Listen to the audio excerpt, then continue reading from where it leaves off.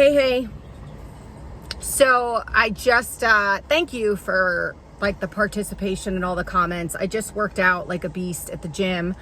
Finally joined a gym again. Look at that. That's a lot of sweat. I sweat like a dude. I worked out flipping hard today. I normally am not in the gym for more than 45 minutes. I was there for an hour and 15 minutes. So making up for lost time, I guess. So it's interesting because, and I knew this was going to happen because y'all don't know me. I mean, some of you do. But the people who don't, I understand that there's going to be,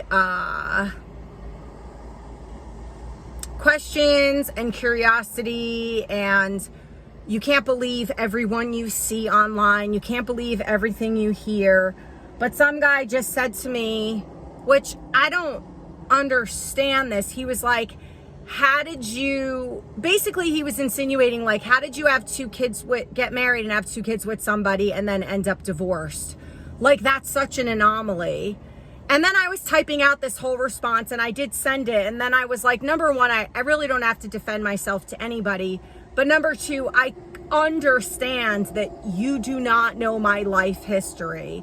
If you go to my earlier YouTube videos, I talk a lot about my childhood and a lot about things that happened in my marriage and divorce.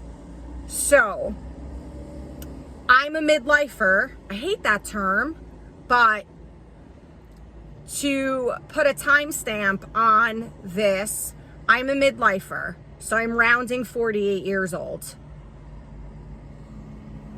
So anyone who's in their 20s and 30s watching this, especially in your 20s, like your daughter, my daughters, you're having a very different experience of relationships in the world.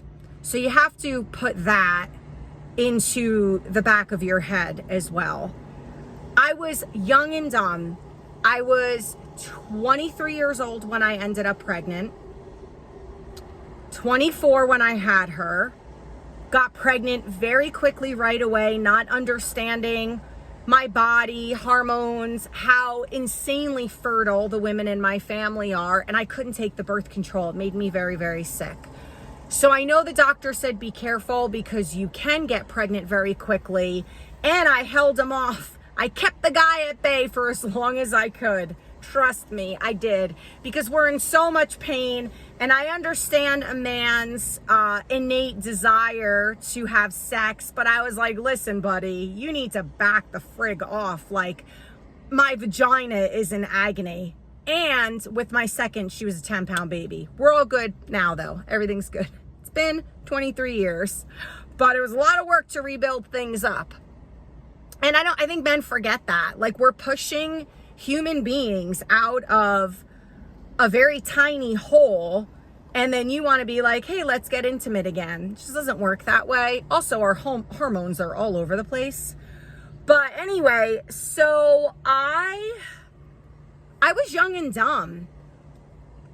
You have to remember, I'm 23. I don't have any of this wisdom that I have now. I don't have any of this,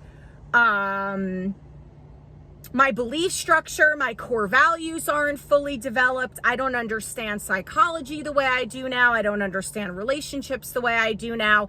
And classic psychology 101, I ended up marrying my father, as every woman in my family did. So both my sisters essentially married a form of my dad. So there was abuse, there was addiction, there was a lot of emotional ineptness. My dad is a very good man in a lot of ways, but he was a very bad dad and husband in a lot of ways. My dad was one of those men who was forward facing to the outer exterior. Oh my God, your dad is the best guy ever. He's so amazing. He's so much fun. Everybody loved my dad. Everybody. Super extroverted as well.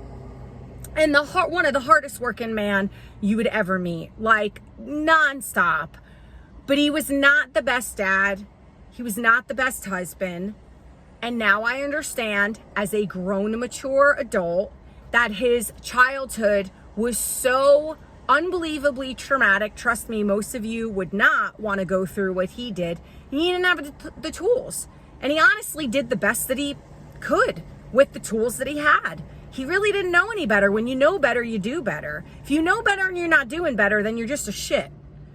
And, go move out of the country. I don't know. We need really good, healthy people. This is what I'm all about. Get yourself well. Get your mind straight. Get your body fit. Get your heart right. You could be better or you could be bitter. Those are your choices. You can stay down at the bottom of the well, but if you have somebody giving you a hand and you're not saying, thanks a bunch, I want to get back to the light, then that's on you. You got to figure your stuff out. So this guy, I understand why you're asking me. Abuse comes in many forms, and narcissism and he was a true narcissist. This was diagnosed. And they're very accustomed to saying, you have the problem. You need therapy. It's not me, it's you. That was my dad. It was a lot of men in my life. This was my ex-husband. To this day, it's never him. This is why he's a pretty miserable human being with a lot of issues in his life. His internal terrain is not healthy at all. This breaks my heart for the kids because, in my opinion, and I have strong convictions about this, you as a parent have a responsibility to pull yourself out of the trenches for the sake of your kids. Your kids need a healthy, viable parent. And I know that's hard. I know it is. Especially when you're trying to get your bearings, especially when you're moving through stages of grief and heartbreak after a divorce. I get it all. I've been there, done that. I get it. I know how hard it is. Believe me, I do. My ex-husband has very redeeming qualities, but I don't understand completely how someone thinks it's odd that I married someone and banged out 2 kids and then was like, I need to get out. I was young and dumb. Looking back, as a almost 48-year-old woman, all the signs were there that he was not a good, healthy person. At 21 years old, when I started dating him, I didn't recognize it. Why? Because all of his behavior that mimicked the man in my life, that was my first imprint of how a man behaves and how a man treats a woman, was on par. All my father's behavior was normalized, so to me, my ex-husband's behavior was normal. I guarantee you, women watching, any man watching, you've probably been in this dynamic once, where you dated your mother or you dated your father. Poor, abhorrent behavior was normalized by everybody in your life, in the internal family system and the external family system. How could you have the tools to navigate that? So by the time I was in the thick of it and realized that I was being gaslit and manipulated and there was all of this poor behavior, it was, I had to get out. Like, I was dying in that marriage. It was bad. It was really bad. The alcoholism was out of control. The behavior was out of control. His friends were coming to me telling me that they were concerned about him, to get him help. No one knew what to do, and no one was really helping me. Everybody was just looking at me. And the interesting thing about this is, after the divorce, and I'm talking years after the divorce, when his drinking really escalated, his friends were still coming to me saying to me, like, you have to fix this. You have to do something. You need to go talk to his parents. I'm like, his parents don't like me because I left their son. Because in a addiction dynamic, there's always the enabler. And like a good enabler, his mommy tells him all the time that it's never him, it's everybody else. He doesn't have the problem. He does no wrong. Do you understand? So every girlfriend, he hopped on board in relationships right away. He was engaged right away after our divorce. Of course, that didn't work out. She had the same issues with him that I did. Dated 4 other women after that, moved multiple women and their children in with him, and they all left for the same reasons. And his mother to this day will say, it's all them. You're just the best son ever. And you just need to find a really good woman. And all those women that he told them that his ex-wife, me, was batshit crazy and blah, blah, blah, blah, blah, all ended up calling me up and being like, oh my God, this wasn't you at all. Like, he's a nightmare, because that's what narcissists do. That's what they do. That's their jam. They excel at what they do. This is not, and you can go back to my earlier videos because I'm not going to get into this. I do not hate my ex-husband. I hate the addiction. I hate his behavior. I hate that he cannot get his shit together for our children. I do not hate my ex-husband, because me hating my ex-husband is a waste of my time and energy. Do I love him? No. Do I work hard to like him? Yes. Do I need to necessarily like him? Not really, but I'm respectful and I'm civil. And we're at a point where we don't even need to be a part of each other's lives anymore. This is also a guy, and I really don't want to throw my ex-husband under the bus, but see, what happens with people like my ex-husband is he should have went to jail. So he was drinking and driving. His blood alcohol level was through the roof. There was drugs and alcohol in all of their systems. He killed his best friend. His best friend was in the front seat. His best friend was older than him, had a 2-year-old son. That little boy grew up without a dad. The guy in the back seat, who was best friends with my sister, almost died and was in a coma. He lived. My ex-husband should have went to jail for vehicular homicide. I know all about the legalities of this because my father is a retired police officer, and my father was a cop at the time, and my father read the police report. So yes, I was an idiot. I married a bad boy. Yes, my ex-husband has gotten away with really poor behavior. And for a long stint, I am not beyond admitting that I wanted him to hurt and I wanted his life to be hard. Shame on me, wasn't helpful to anybody, but of course you get so angry, you get so bitter, and I don't like bad guys winning. I want the good guy to win, or the good gal. I want the person who I know is in the right, has integrity, is honest, is authentic. I want them to be the winner. My ex-husband always wins. I don't know how. I don't know how he does it. Even his friends have been like, I've never seen somebody have the law on his side. I've had his ex-girlfriends call me and say to me, you need to get the kids away from him. And then I found out that he had paid off people in the legal system. Listen, if somebody has more money and more resources than you, they're going to take you down. Here's what I learned. It's been 15 years. I pray for him. I hope he gets himself well. Everything he thought that he did to hurt me, hurt the kids, which now my girls are older and they're verbalizing this to him, so he is aware. He's heard the same things from multiple women that he's been intimate with, right? So not just his ex-wife. So I think he's starting to have a bit of a coming to Jesus moment, a bit of seeing the light. Who knows? I don't know.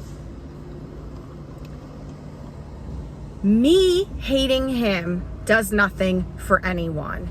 Why would I even want to bring that energy into my next partnership? Do you want to end up with a woman who's bashing her ex all the time? Who the hell wants to sit and listen to that? Things might come up.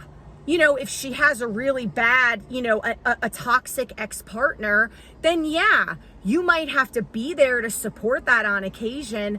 I intentionally went into years of celibacy and singlehood. I'm talking years, like 4 to 5 years, because I did not want any man to be I say drug now because it's so Southern. Dragged would be like the Northern slang, drug into that situation. I didn't want that for a guy. I didn't want to put anybody through that. I didn't want anyone have to deal with my ex-husband, who was brutal. Because some of the guys that I did date in the beginning were like, this is just way too much and way too overwhelming. I was like, I get it. Like, that was hard because I wanted protection. I wanted support. I just wanted to, be comforted. And I realized very quickly that seeking that in an intimate partnership was not the way to go. And I stayed single and celibate. We can't look at someone's account on YouTube or social media and pretend to understand what they went through. There were pictures of bruises on my oldest daughter's back that a captain of the police department gave me all of this evidence to testify. Like, it got deep and ugly. Again, they're almost 24 and 23. It's been 15 years. I left the state of New Jersey. He stayed. I'm nowhere near him. My life is completely different. I've broken free. I had to do the work. I made very conscious, big choices to do that. I took many, many risks, and I did 15 years of work to get myself well. I don't drink. I don't smoke. I don't do drugs. I actually got my ass off the couch, like Asan said to do for men, that's the work men have to do. That's what I did. I was in therapy for years upon years. I worked through post-traumatic stress workbooks. I did NLP, EMDR, shit tons of trauma work, got myself educated, got myself certified in multiple mental health modalities, halfway through a master's degree. I decided I wanted to be better and not bitter. That's your choice too. Congratulations. We all have the same options. So what are you gonna do? I'm 48 years old. I'm rock climbing. I'm hiking monster hikes. I've salsa danced. I ballroom danced for years, to the point, because I was a dancer as a kid, where my teacher was like, you're really good, we can compete. But it was just too expensive for me. I go axe throwing. I love to shoot guns. I started back at the gym, although I've weight trained on and on my whole life. I teach yoga. I run a wellness business. I lead hikes for free, a shit ton of hikes. 80% of what I do. Don't even charge people, because I'm in the business of getting people well. And I was so sick and tired of hearing people say I can't afford it, which I get. This idea that, like, you know, you can afford whatever you value. I value lots of high-end stuff. Doesn't mean I can afford it. We need to be really realistic about our finances too. So 70 to 80% of my business model has become give it away, lead shit for free, charge a couple bucks here and there, and then charge more money for the higher scale things, because I want to get people well. I know what being out in nature does. I know what being outdoors does for you, your mind, your body, your spirituality, emotionally. I know how I feel when I hit the weights. I'm alive, the most alive I've ever been, out on that rock face, rock climbing, trying to get over my fear of heights, doing shit that scares the hell out of me. I've sent myself to Italy. I've traveled to Portugal. I've flown by myself and met friends there, attended a wellness retreat, didn't know anybody. One of my best friends is now in Italy. You've got to put the pieces back together. It doesn't need to look like my way, right? It's not, that was my puzzle. You've got to figure out your shit. And stop judging and criticizing everybody that you see that's talking about their story. Walk a day in my shoes. That's empathy. Sympathy is, I'm going to get down in the bottom of the well and I'm just going to be miserable with you. Maybe it has its place, but it's not very functional. It's not practical, and it's not helpful. You know what's more helpful? It's way more helpful to stick your hand into the well, say, I'm gonna help you out, and be strong for that person and empathize with them. Try to imagine, what could this have felt like for them? Especially if it's not in your wheelhouse and you've had a more easeful life, or you've never had that experience before. Empathy is validation and like mature support, not, hey, let's go out and get crocked and shit-faced. That's like dorm room crap.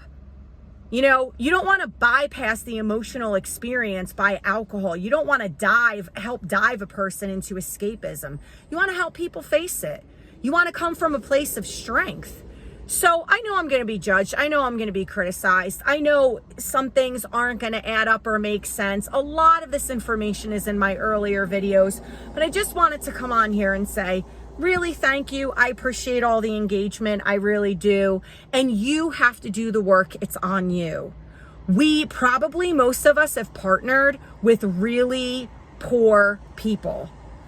People that weren't, well, you know what? I'm going to say they weren't for our highest good, but they were in a way, because what's the lesson? Like, you can sit in the shit of it all if you really want to mire and emulsify yourself in that, or you can be like, what is the lesson? What do I need to look out for? What are the green flags? What are the red flags? Like, okay, I need to develop stronger boundaries. Let me watch some videos on boundaries. I need to use a higher level of discretion. What did that person teach me? Sometimes we learn by what not to do, like that shitty boss, and you're like, well, if I ever get in a leadership position, I'm definitely not going to lead, or like that. That's not how you do it. So there's always a lesson in everything, even when it's hard, even when it hurts, even when it's painful.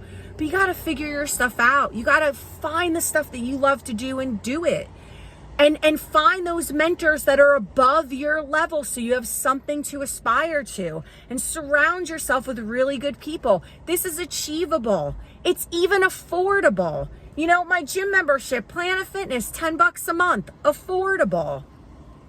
Meeting people at a park or a coffee house like those men did with their Bible study, and talking to other men or other women, that's affordable. You're paying for a cheap coffee or tea. You can do it. Find a way, figure it out. Get on Meetup. I have a Meetup group, North Carolina Outdoor Adventures, and it's my Facebook group. You don't have to live in North Carolina to be a part of it. If you come visit Western North Carolina, come on one of my adventures. We're going to be whitewater rafting soon. Like, live your life. Live your life. Live like you have a pulse.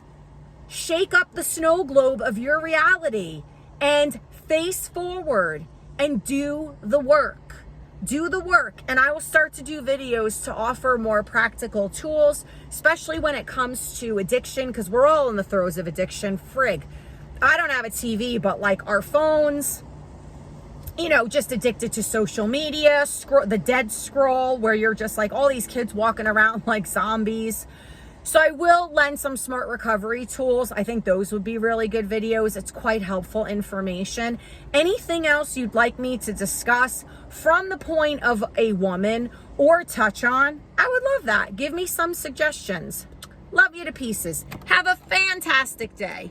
Go push some weights around.